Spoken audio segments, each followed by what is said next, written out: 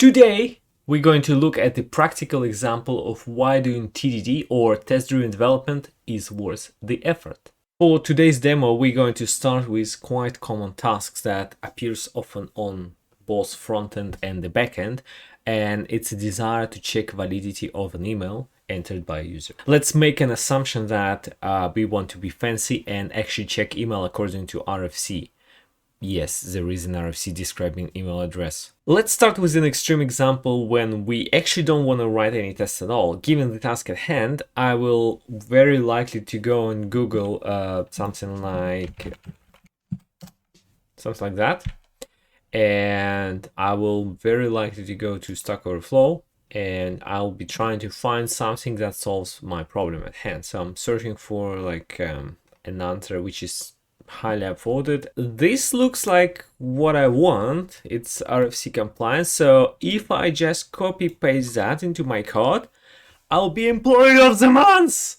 Let's do it and see if it actually works. So I'm probably gonna create a file, something like that. So I'm thinking of having a function that takes an email.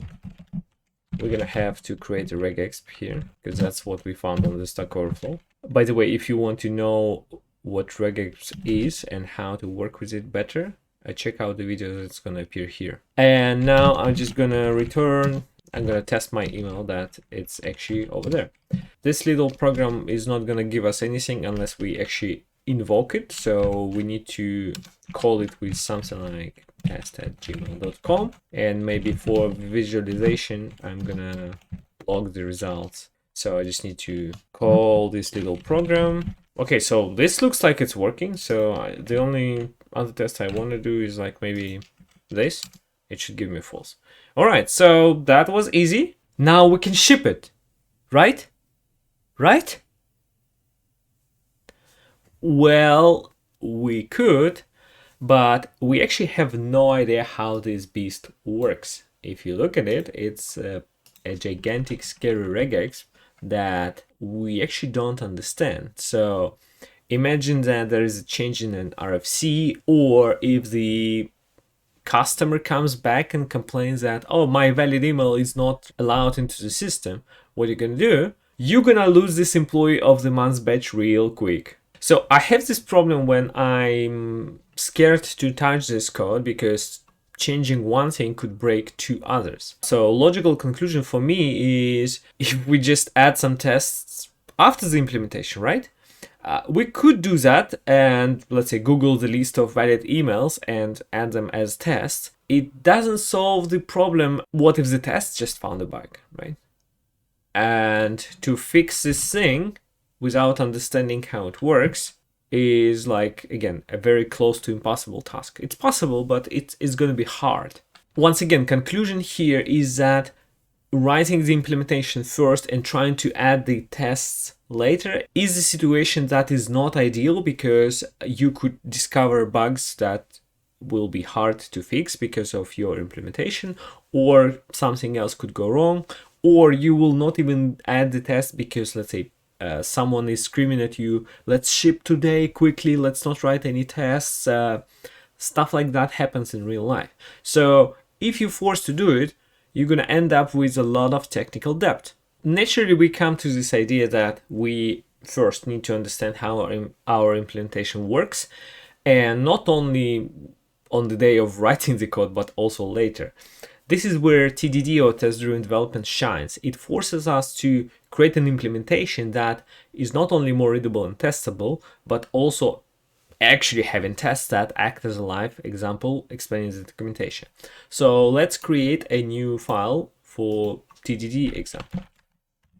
Here we come to the TDD rule number 1. Start with a test. I'm going to be using Jest as my framework of choice for testing. If you want to learn more about it, click on the link that will appear over there. So let's write the first test. Something like that. And I'm going to expect that is valid email, not to be null. If I run this test now, okay, it says that it is not defined. So let's add a simple function. So I'm going to say is valid email. and does nothing. If I rerun my tests, they should pass. Did you notice that we just added like a one-liner test and a one-liner implementation? This is the TDD rule number 2, go in small increments. What does it really mean?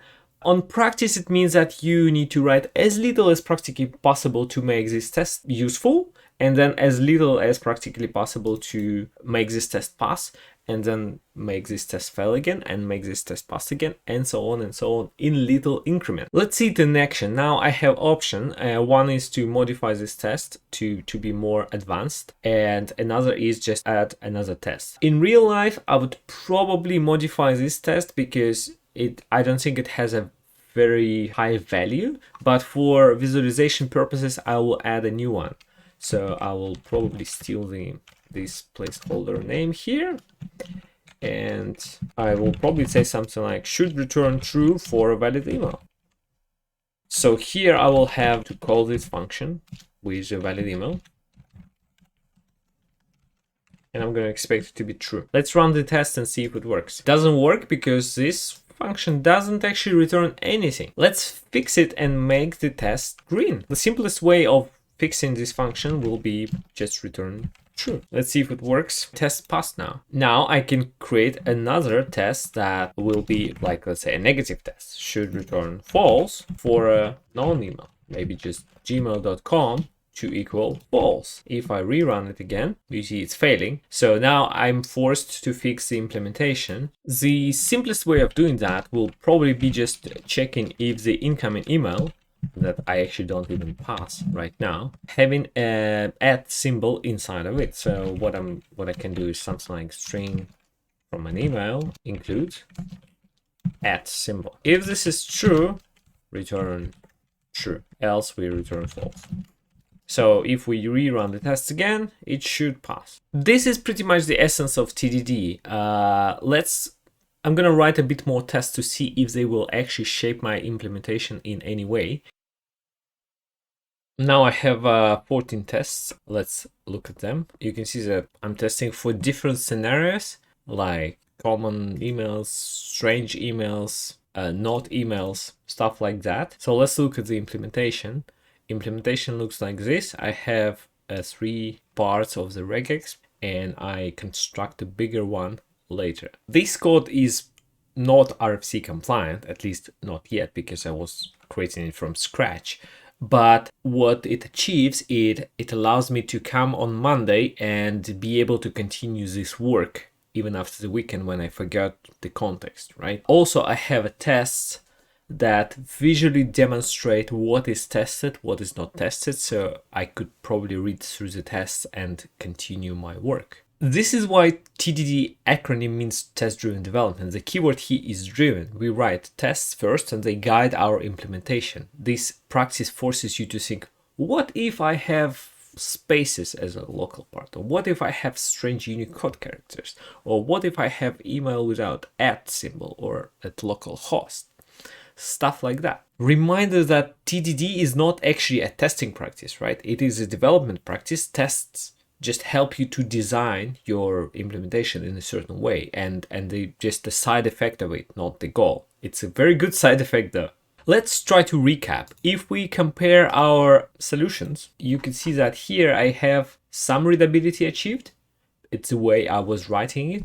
And here I have created this monstrosity, and maybe this implementation is better for now, but it's definitely not maintainable. I'm not even talking about all these tests that exist here that will help me to understand how this code, not only understand, but also prove that this code works correctly for these test scenarios. So to do TDD, you just remember 2 rules. Test comes first, and small iterations. A bit of a test, a bit of an implementation, a bit of a test, a bit of an implementation. Now you understand TDD. Don't forget to click that subscribe button, and see you next time.